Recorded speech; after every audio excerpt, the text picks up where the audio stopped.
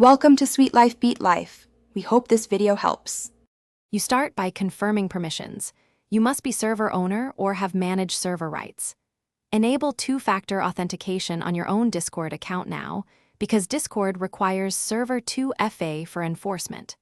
Once done, open server settings, then navigate to the Moderation or Safety tab. Make sure to save any pending settings first so changes apply cleanly. This is the first actionable move. Do it now, so that the server can later require moderators to use 2FA for administrative roles. Once in moderation, find the two-factor authentication requirement toggle and enable it. Then choose whether it applies to everyone with elevated permissions or to specific roles.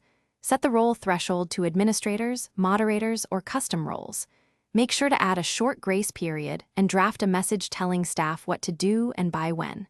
Explain why. It prevents account takeover and accidental misuse.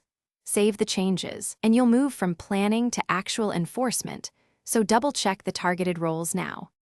You finish by enforcing the requirement and verifying that affected accounts have active 2FA.